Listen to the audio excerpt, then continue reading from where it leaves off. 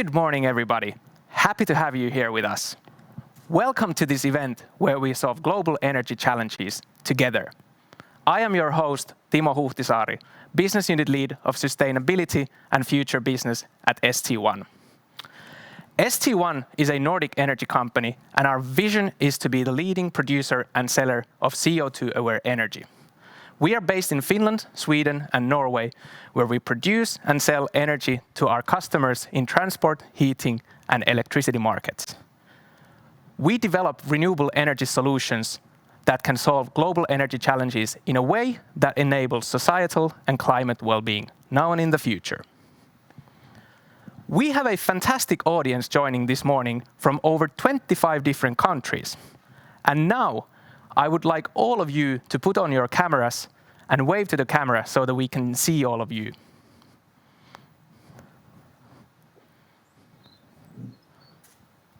Beautiful.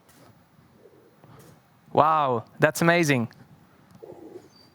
Hi everyone, it is so nice to see you. Happy to have you here. Thanks for joining. If you want to have a discussion on social media during today, please use hashtag #St1Outlook. Can I also get the St1 Outlook? Beautiful. So St1 Outlook, go to Twitter, LinkedIn, Facebook, wherever, and use this. We have also media present, and they can be seen here in our digital front row. Good morning and warm welcome to all of you. Thanks for being here. During this hour, we will hear interesting discussion from our expert panelists.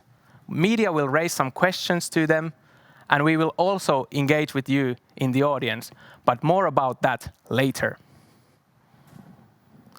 So why are we here today?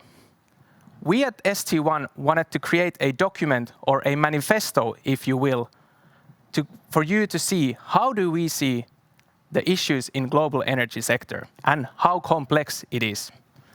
We feel that the St1 Outlook that we have now published, you can find it on the website, is a way to highlight crucial issues and create discussion around them. Because we no longer have the luxury of the option of incremental change, and now, at the moment, slow and steady won't just be enough. So what are the global energy challenges? What is that? How can we define it? We identify them in three main elements.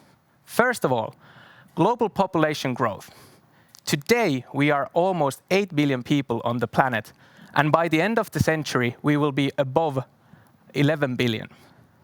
Nearly half of the population lives with less than $5.5 per day. Second element is global GDP growth. This grows through our desire to increase our well-being, but also through the population growth. And finally, all of us living on the planet need energy. And the more we are, and the better the economy is, the more energy demand we also see in correlation. Meeting energy needs on the planet, for the most, there is no luxury of choice of getting a sustainable and renewable one, but we go for the easiest and cheapest available. In many cases, this still is fossil energy. When an increase in people with higher standards of living, this creates a higher global energy consumption. I want to demonstrate this correlation. As a result of this spring's corona pandemic, this year's emissions will drop approximately 5%. Also, GDP will drop around 5%, as well as then crude oil demand. One would think, why isn't this more? Well, seemingly the world has stopped, but not the society, not our structures. We still continue consuming, heating, and producing emissions the way we are, even though we are at the standstill. Our societies have developed based on our addiction to burning carbon. This leads us to an issue of unsustainable carbon cycle. Deforestation and land use change, as well as, of course, fossil energy use and industry are the culprits. These have disturbed nature's normally sustainable carbon cycle, and it must be changed. We have far too much carbon in the atmosphere, and this keeps on rising every year.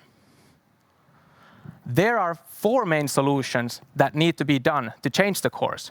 First of all, we need to add more biomass on planet by stopping deforestation and starting reforestation.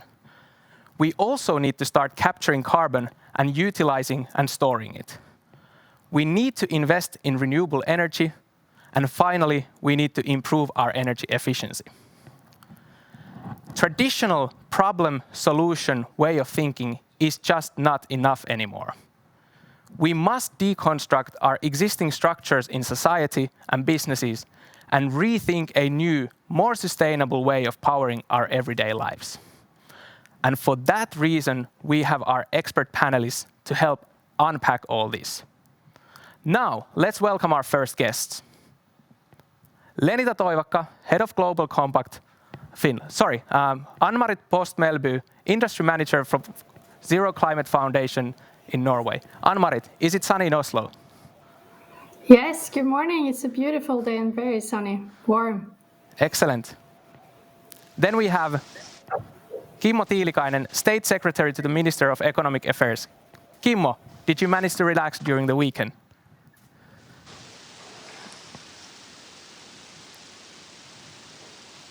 Unfortunately, I don't know if you hear Kimmo. I don't. Kimmo, I think Yes. you have the classic. Good morning. Good morning, good morning. Happy to have you here. Thanks. And I did have some time to relax yesterday. I did bird watching. I was trying to find kingfisher along Vantaanjoki River, but no success yesterday. Oh, wow. I didn't know that we could have even kingfisher there. I live next to it. Excellent. Then we have Lenita Toivakka, Head of Global Compact Finland. Lenita, how are you this morning? Good morning. I'm so good. I just had a fresh morning swim in Lake Saimaa, and it makes you feel so good. Wow, beautiful. And finally, we have Svante Axelsson, National Coordinator for Fossil Free Sweden. Svante, how was your breakfast? Oh, the breakfast was great. Strong coffee and good bread and the sun, of course. Beautiful. Happy to have you here. Thanks for all of you for. I will be discussing with you more in a bit, but let's first tune into Gothenburg, Sweden, and hear from our refinery. What is the future of refining? The demand of producing renewable fuels has increased significantly over the last years, both from society but also from ourselves. We believe in the idea of using well-proven technologies for a fast transition, going from using fossil feedstock to renewables, utilizing already existing infrastructure as well as the competence and experience we have gained over the years operating process units. We believe that we are in a good position for the future refinery to produce even more renewable products. As more units will be required to complete this transition, more sustainable feedstock needs to be defined, as well as the progress for developing sustainable way of reducing synthetic fuels. Producing synthetic fuels is today connected to a large energy or electricity demand. In order to ensure a sustainable method, electricity produced from a renewable and sustainable source needs to be secured.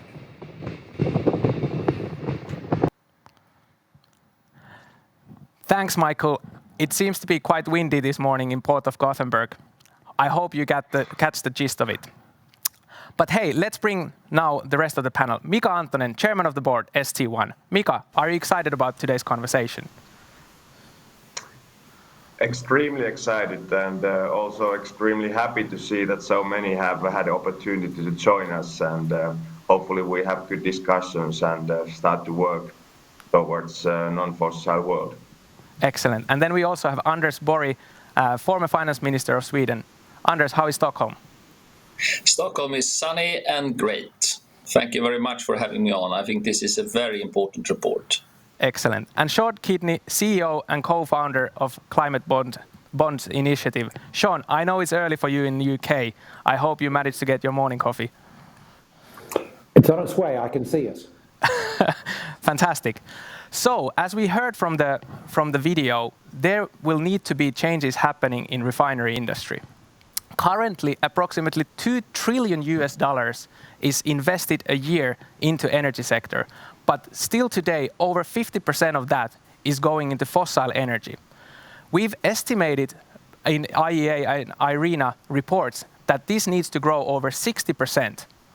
So, why is this not happening? Why are we not seeing this change happening? Sean, from where you stand, how do you see? Do we have enough investments going on into renewable energy and sustainable energy solutions? Well, clearly we don't. Otherwise, our emissions wouldn't have been continuing to grow and globally over the last 30 years. I mean, they're going down this year, but only 8%. And we need to average emission reductions 7.6% globally for this next 10 years. So there's a lot to be done.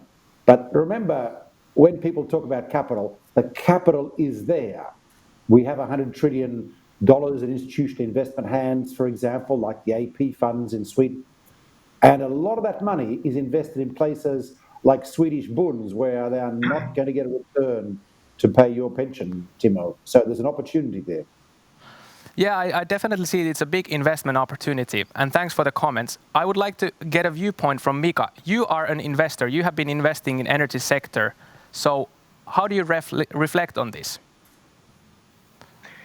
Well, there are several issues why we haven't invested enough, but I guess the nature of the investments in energy sector is something what people who are not involved in energy sector and investments there overall, they don't always understand how long it will take only to get permission to make simple investments. And there are always people who are complaining about these things as well, and legislation is one big part of it, that we are anyway acting as a company in the competitive world, and the rules has to be pretty much same for everyone to be able to execute this investment on commercial basis, and that is a challenge. St1 is not stock listed, so we can do even investments which doesn't make too much sense from a business point of view. But big energy companies, they have to make investments which does make sense also commercially, and then they need environment where the regulation is same for everyone, and that's what we are lacking. We need tighter regulated market.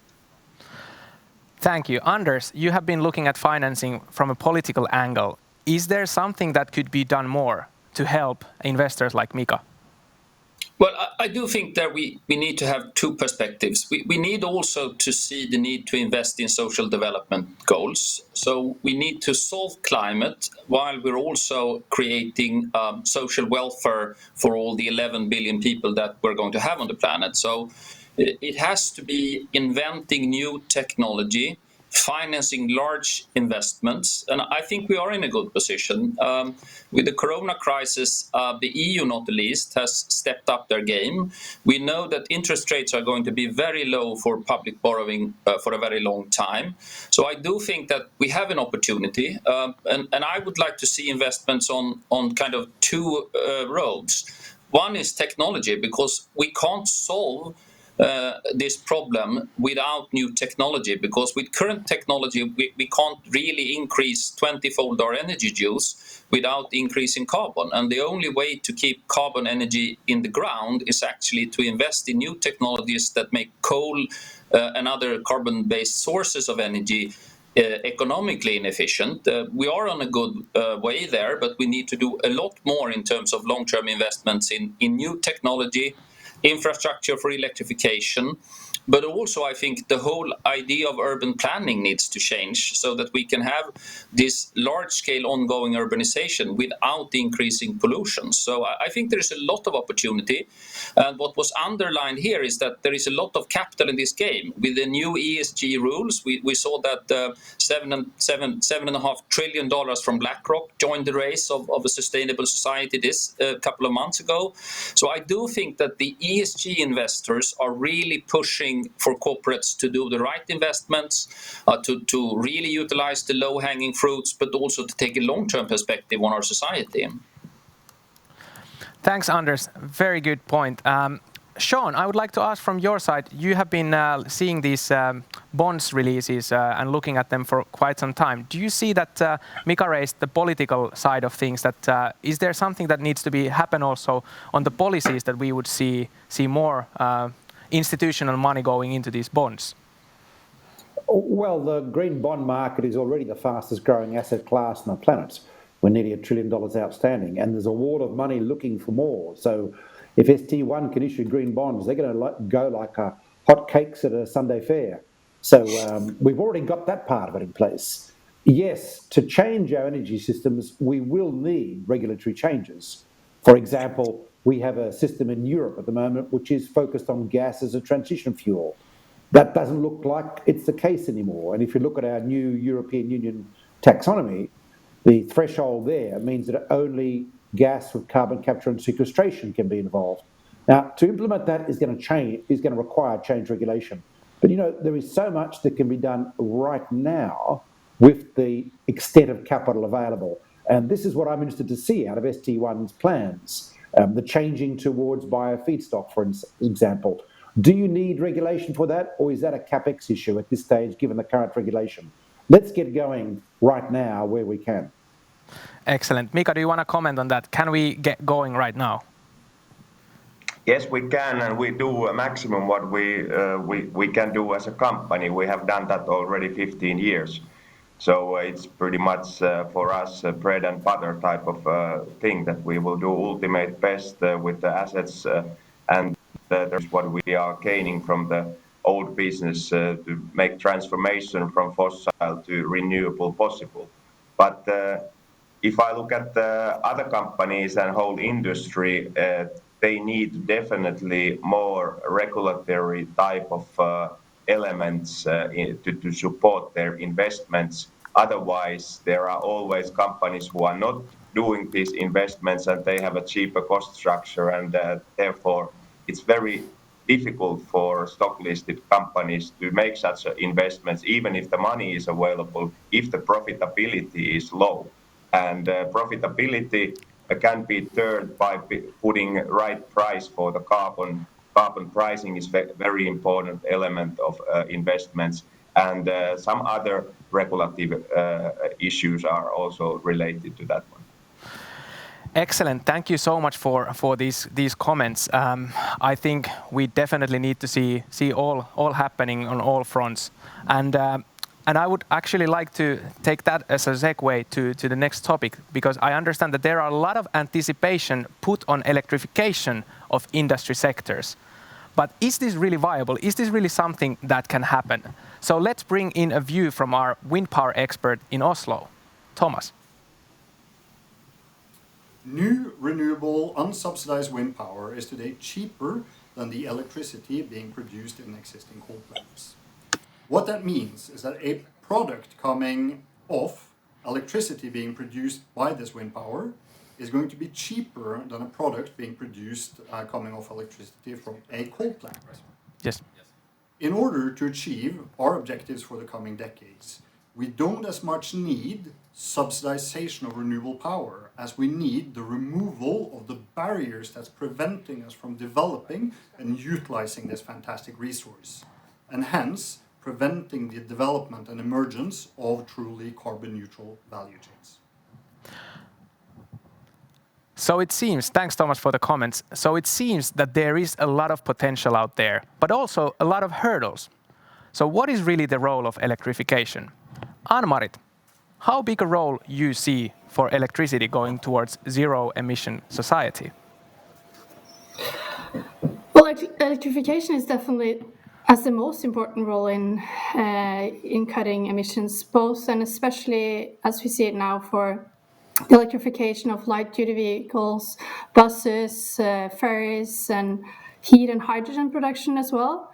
And about just a week ago, the Norwegian emission statistics was released for last year, and it showed a 8% reduction for road transport, and that is due to what I can say is actually a good climate policy for electrical vehicles in Norway. So the emission reductions we are seeing in Norway today is due to direct electrification of road transport. of course, as well as combined with biofuels for road transport. But the potential is definitely much larger, and especially if you look into the industry sector, which is to a very large extent carbon reliant.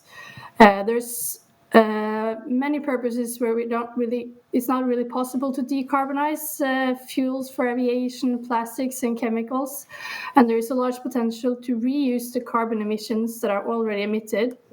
But to do that, there is a high need for new electricity. So that is the indirect electrification of the carbon-reliant part of the energy and material system. Excellent. I think that, of course, transport is one thing that can be somehow directly or indirectly electrified, but I also see a lot of need in other industry sectors. There has been some estimates that we need in different societies 3 to 5 times more electricity if we want to decarbonize industries. And that is also a huge investment opportunity.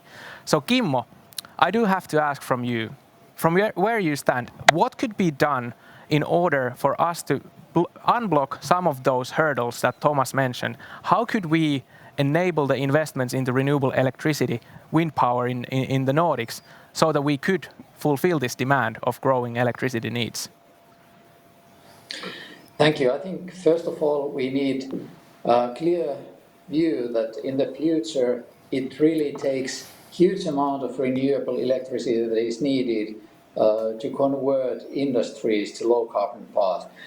Just recently 13 industrial sectors has finalized their low carbon roadmaps in Finland. It was last week, and the main lesson was that electrification and smart sectoral integration of different energy sectors is the needed thing. And first we need to give a political signal that this is the future we believe and we are going forward.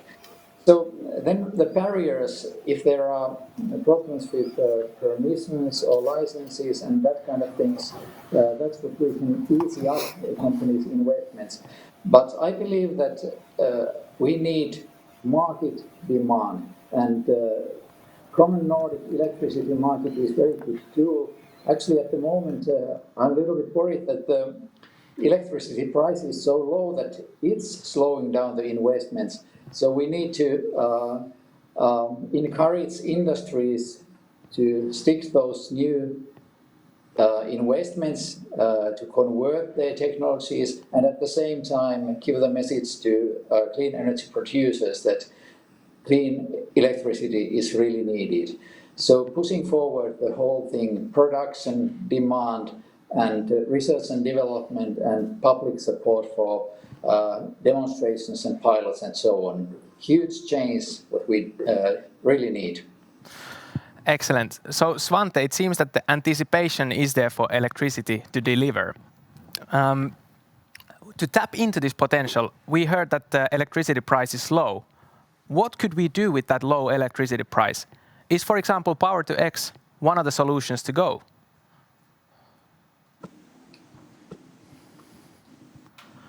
Svante, could you please unmute your microphone?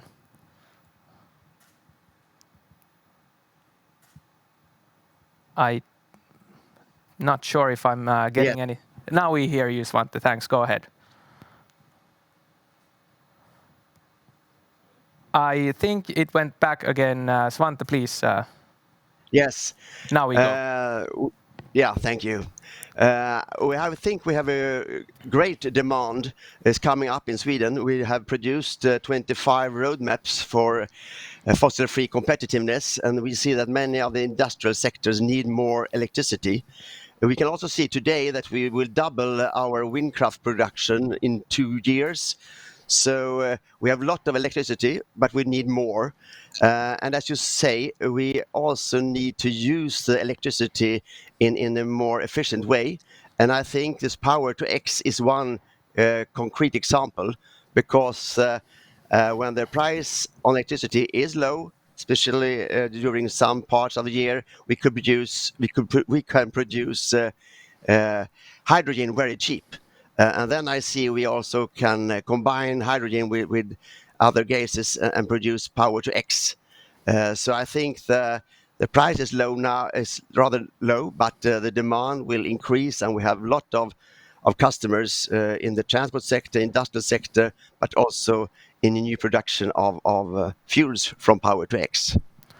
Kimmo, I need to ask from you. Svante mentioned the roadmaps, and your ministry that has also been working on these roadmaps. Do you see the role of electrification, how significant in those roadmaps? It's a key.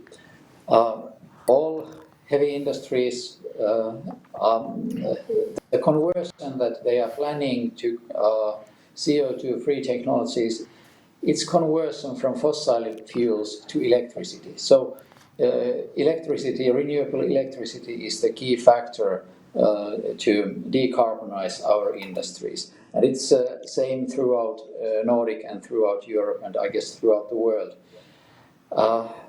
But it's not linear development that we will see, and I think that we need very clear policy measures, but also give some incentives for the industries that they do their investments a little earlier, and also we need to strengthen the European Union emission trade to make the CO2 price high enough so that it also is guiding the investments to the right path. So a lot of needs, but the future is clear. A lot of clean electricity is needed, and it's really good to develop at the same time carbon capture its technologies, power to X technologies, because they guarantee solid demand for variable renewable electricity production. And I guess Nordic countries can go in front line in all of this. Thank you, Kimmo. I see that when you have been talking about investments and industry views, I saw Mika was waving his hand a lot. So Mika, if you have a quick comment to put in here.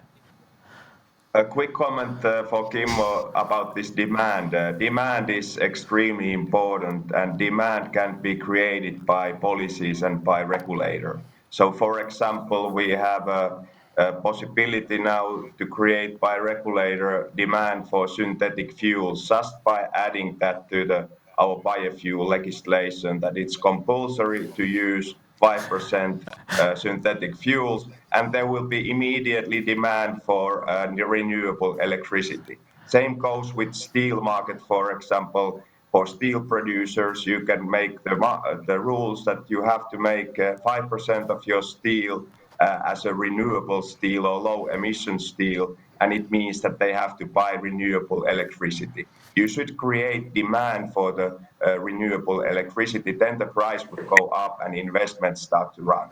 Thank you, Mika. I want to give opportunity for Kimmo to respond, and then I also would like to hear from Svante. Is this something that could happen also in Sweden? Yes, I think as we heard before. Okay. Kimmo first, and then Svante. Thank you. Mika, I'm so glad to answer you very quickly that in next autumn we are giving the proposal to include synthetic fuels into the renewable quota of Finnish fuels. So very soon this step of demand side will be done. Thanks. Excellent. I'm loving this, Kimmo. You're making some headlines. This is something that we have been trying to advocate for quite some time. Thank you so much for bringing that to the broadcast. Svante, if you have a quick comment here. Yeah, I think as we heard before, the capital is all there, and now we'll need more close collaboration between the state and the companies, and more clear visions and more clear targets, because the main task for the state now in this transition is to lower the risks in different ways.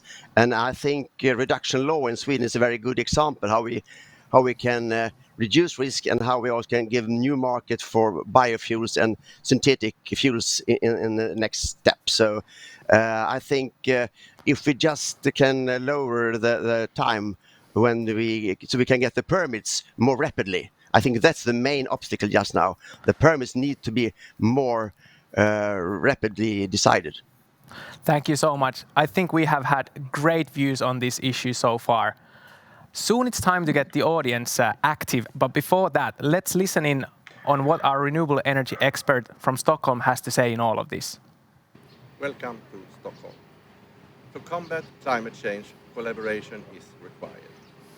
To combat climate change, it's also needed that we leave silo thinking behind us. Sector coupling is needed across enterprises, industries, and research institutes. Sector coupling is also needed across sustainable energy solutions. We need to build bridges. Geographically, socially, culturally, politically, and economically. Climate challenge is global. Thank you, Per-Arne. Very important topics you raise. Now, dear audience, it is time to get you active. As we invited you to join Solving Global Energy Challenges, we would appreciate your view. So please go to slido.com and add the event code #A068 so you get to answer the question, what is the most important change that must take place to solve global energy challenges? And if you would please answer with that in 2 to 3 words. While our audience is getting the answers in, let's start to focus on finding solutions. We need to join forces globally. So let's bring in Lenita. Thanks so much for waiting patiently. Hello, everybody. Good morning. Good morning. So, Lenita, in your role, how do you see United Nations' role, and how can United Nations take the lead on the global climate action? I see United Nations role very, very important, because when we think about the challenges we face today, they are global. And we also need global solutions. Of course, everything that is being done locally is also important. But really, we need to have global solutions. And nowadays, businesses, as we have heard also before here, they play a big role in this. The collaboration between businesses and states, it's very important so that we really make good decisions and find the right way, fair answers to these challenges. Now I'm talking about climate change, but also biodiversity, which is a huge, huge challenge as well. So United Nations Global Compact is, having the responsible businesses all over the world together. They are building a network in 166 countries. And I think these businesses and these companies, when they work together, they can really make a change. Excellent. Thank you, Lenita. I think also that the global United Nations collaboration is really important. There we can also be thinking about the sector coupling, which is also about collaboration between industries. And I understand that Svante, you have been talking quite a lot about sector coupling. Do you have something to reflect on this with the words what Lenita just said? Yes, of course. And I think the most interesting thing globally now is how we're changing the logic. Because if you compare the negotiation process in Copenhagen with the negotiation process in Paris, we can see that the discussion of burden sharing is phasing out. And we see the possibilities of being in the forefront. And I mean, Nordic countries could and will be one of the most fossil-free region in the world. And I think the support we now got from the companies in Sweden and other countries say that we want to be fossil-free because it's better for our competitiveness if we could take a step further on. So I mean, if we can collaborate between different sectors, but also collaborate with the states, we can get a good combination. And I think that is very, very surprising that the sectors in Sweden, we had 21 roadmaps that are waiting for political decisions. So now the companies on the forefront and the politicians is trying to follow up with regulations. So this good combination of, as Anders said, how we can build a new welfare state by being fossil-free earlier. That's a totally different story as we used to hear from the UN negotiation processes. Thank you very much. I see also Kimmo raising hand, but before we continue the excellent conversation, I would like to bring in some guidance from our audience. And here it seems that the audience is quite clear that regulation is indeed the most important change that needs to happen. Also attitude, collaboration, sector coupling, carbon tax. But I think we need to listen to the audience and focus on with the regulation. So let's bring back all the panelists. And and Kimmo, let's start with you briefly. What do you see is the role of regulation in this sector coupling, global collaboration? Can a nation do enough, or do we need to go on a United Nations level? We definitely need to go to the United Nations level and European level, and I guess the first regulation to tighten is the emission trade in European Union. I think that European Commission is preparing new proposals concerning 2030 targets, and when we are improving our climate efforts to reduce more CO2 emissions than decided earlier, emission trade will be the most cost-efficient tool to make those improvements. And at the same time, we need to work globally so that under United Nations umbrella, we can, during next COP, finalize the market mechanism so that little by little it enables carbon pricing mechanisms to join each other between continents. So this kind of major regulation is needed, but of course we need regulation to much larger scale and more detailed, both EU-wide and nationwide. And this smart sector integration, I would like to say sector integration, not just sector coupling. And I mean that it's not only connection between electricity and gas, but it's a connection between electricity, heating and cooling, gas, traffic, electricity, battery capacities and so on. So sectoral integration integrates all different forms of energy sector, and we need to regulate, but this is also the market understanding. We need market understanding that this kind of steps can be taken very soon to make, once again, cost-efficient transition to low-carbon societies. Thank you, Kimmo, for that angle. It seems that investments and policies are quite important here, and for that reason, I would like actually ask Anders now. How do you see that financing and regulation can also be connected to solve these issues that we have now raised with Lenita and also Kimmo? Well, if we bring a couple of concepts together, for example, a common European carbon tax that would finance the interest rates on common EU green bonds, that would open up for an enormous amount of investments. If you just do the net present value calculation, a EU Union carbon tax with the net present value would bring out investments of maybe 60, 70 trillion euros in with the current interest rate. So if we combine different concepts where we finance climate measures by using carbon taxes, we have a double whammy. We get the better behavior and we create a lot of resources for investments. And then we can use it globally and also in Europe to get down CO2 emissions.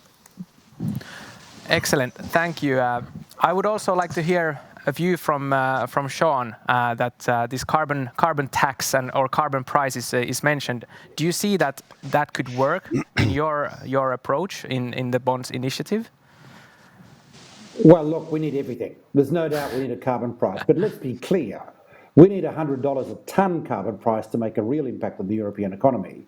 So we've got a way to go before we're going to get the political will to do that. And thank you, Nordic countries, for continuing to push on this issue in the European Union. But yes, let's continue to push on that issue. But that's not the only issue. There are many other things we can do about regulation in Europe. We're already bringing in with the EU taxonomy, disclosure regulation for corporations, investors, the inclusion of advanced biofuels, H2 and so on. That becomes the basis for a whole series of preferencings that will come in. The European Central Bank has talked about using the taxonomy as guidance for how central banks will support green initiatives in the banking sector. All of these things need to be wrapped up, but they need to be wrapped up quickly. Europe's green stimulus is good, but it could be a lot better to shift the economy faster. So yes, but just remember, the money's there, it wants to shift. As we heard earlier, we do need to work on viability of new solutions. Part of that will be making old solutions more expensive, but the other part will be looking at the financial sector and how we bias it to being green quantitative easing and so on. And I think we're going to see a lot of progress this year. But I think the point some of your speakers have made is we have a lot to do. In 10 years, we have to reduce global emissions 50%, and in Europe more. And so we've got to get moving. So everybody, $100 per ton of CO2. Raise your hand if you think this is enough.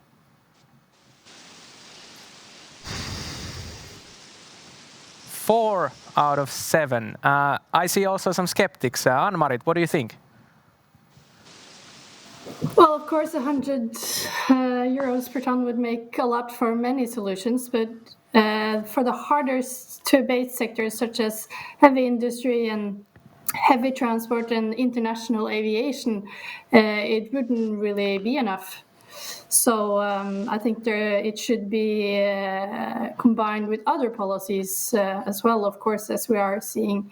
And one important message from the outlook, I think, is the focus on the need for policy for negative emission. And that's of course something that should happen nationally now. I think there's no time to wait for the perfect international solution, but that's one area where I think the EU should definitely step up and make a common marketplace quickly. Excellent. What about you, Mika? And then I also would like to hear from Lenita, but Mika first. What do you think? What do you think that the price should be, or how do we make a price for carbon? It seems like that we don't know, all of us, that what is the price already on the biofuels. If you would like to, if you today in Sweden, Finland and Norway, price of HVO biodiesel CO2 reduction cost is over 300 euro per CO2 ton. That's the reality today. So if we would like to get more solutions into that field, aviation, Anne-Marie already mentioned, that is very hard to get anything done there with 100 euro per CO2 ton cost.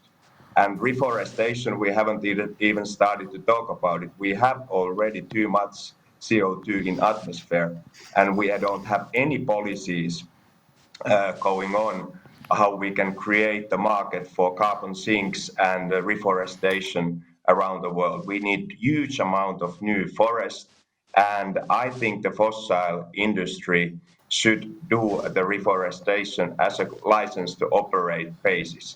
So they have to pay for it, and one way or another, the job has to be done. Without reforestation, this job cannot be done.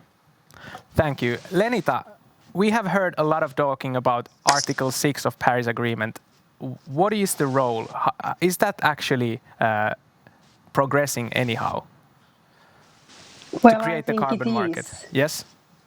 Well, I don't really know the details, but anyway, it's progressing, I guess. And, but what is most important that, really something happens. And what I have been discussing with many companies recently, and I know that companies are doing so much right now. Not many companies are communicating about these issues so much, but I'm happy that even that we don't have this kind of policies, national policies or international agreements about these issues, which are very, very difficult to make. I know that companies do a lot right now, and that's what Global Compact is doing. Kind of appealing to companies to work voluntarily, not only when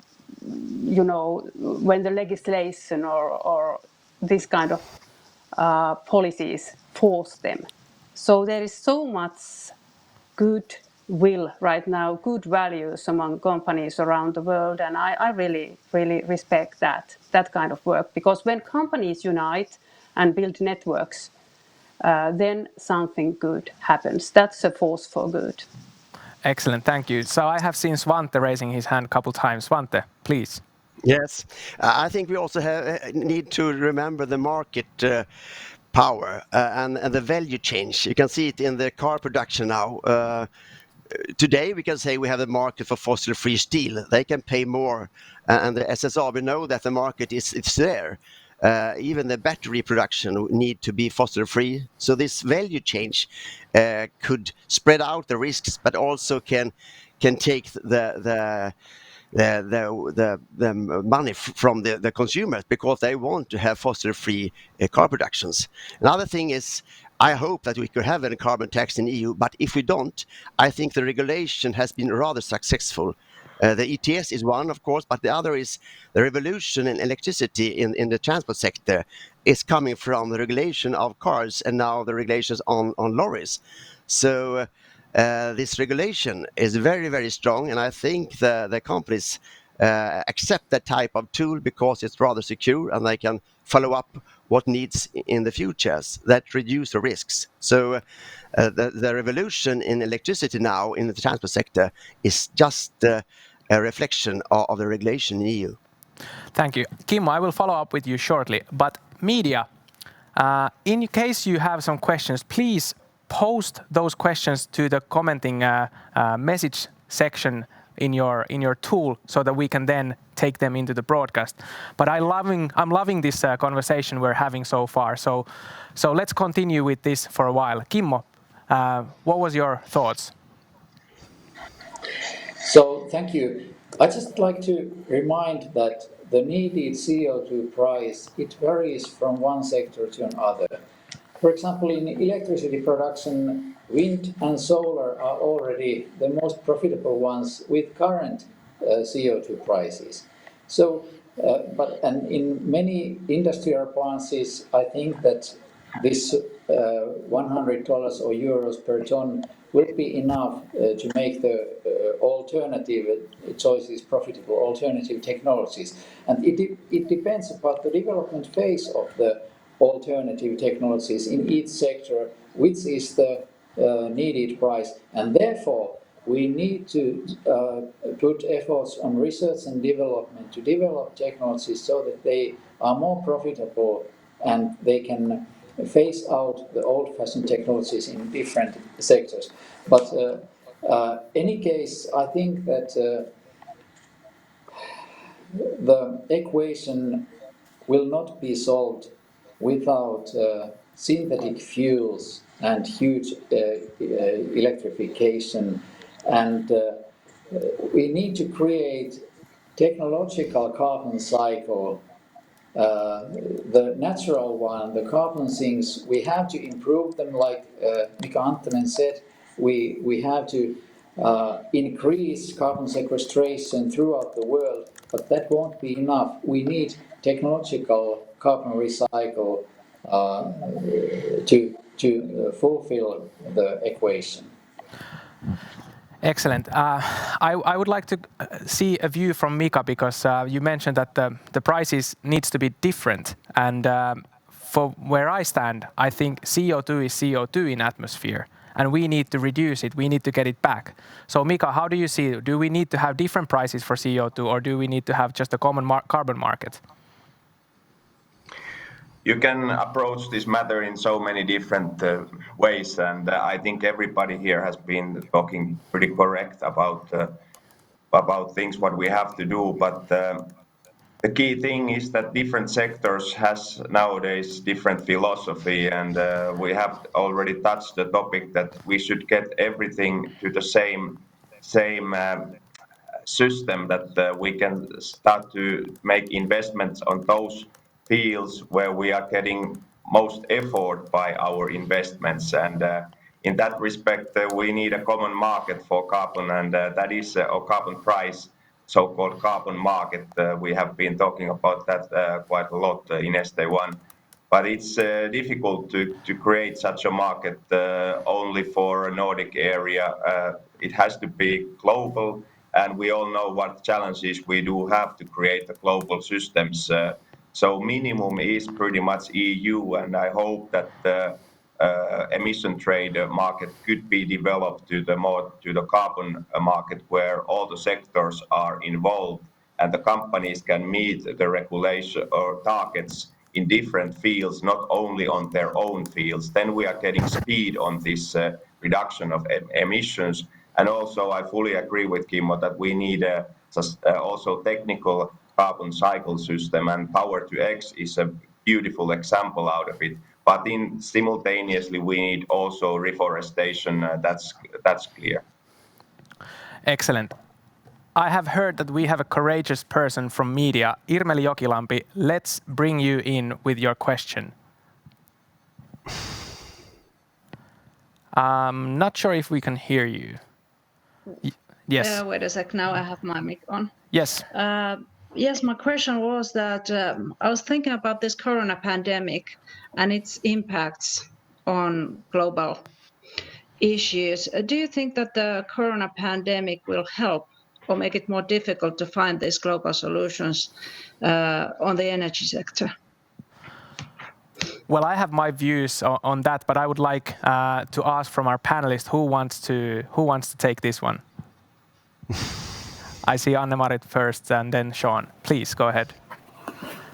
Well, I definitely think it can be a push at least, because we are seeing a lot of, we're seeing several industrial projects being planned and developed, for instance, for Power to X and the reuse of carbon to produce synthetic fuels.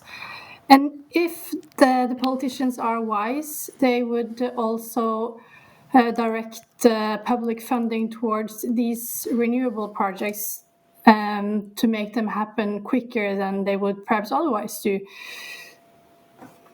So it's definitely a possibility.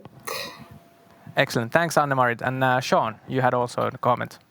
There's two answers. At a government level, at a discussion of our leaders, we see a significant geographical variation. Clearly in the US, we're bailing out oil companies at the moment. So it's not a good story at a national level. In Europe, with the green stimulus discussion, I'm optimistic that we're going to see significant change at a lower level. And in many countries, it's varying like this. So that's the first thing to bear in mind. But I think the other thing to note here is that the COVID crisis has given us a silver lining, an air of possibility of change. And I think young people get this more than us old fogies. You have a sense that pollution has stopped, that maybe in fact we can get our emissions down consistently, that maybe we can achieve the really incredibly important changes that are required. And I think that will be the real legacy of this particular crisis, renewed energy and enthusiasm, especially for young people, for this vital change we have to make. And that's exciting. Excellent. And I also saw that, Kimmo, you wanted to reflect on this topic. So please, Kimmo, go ahead. Thank you. I'm sure that this corona pandemic crisis and the consequences in our economies, it's both directions that it has an effect. For example, in European Union, we are really emphasizing that the recovery measures that we are introducing must at the same time mean steps forward in our climate measures. But I'm a little bit worried that in some national decisions throughout the world, if the climate policy is not in the heart of the policymakers and governments' policies, it may be forgotten when and the recovery measures may act against our climate target. I guess both directions are really possible. Excellent. I do hope, Irmeli, you got your answers from there. I definitely personally think that Corona has changed a lot in our attitudes, at least, and we see a lot of thinking that we need to do revitalization of our economy in solutions that help solving and mitigating climate change. We're soon starting to be at the top of the hour, but before we close, I would like to return to the panel and see if there are any kind of final concluding burning comments that somebody wants to raise. Lenita, let's go global. Yes, well, what I just want to say that, COVID crisis has taught us that the global solutions and all the global organizations are very important. And I really hope that we have also learned that now it's the time to promote sustainable development, sustainable growth, and sustainable development goals. But of course, we know what happens on national level, but it's very important to keep these issues now and discuss about them. And if you are interested, today starts the 26-hour webinar.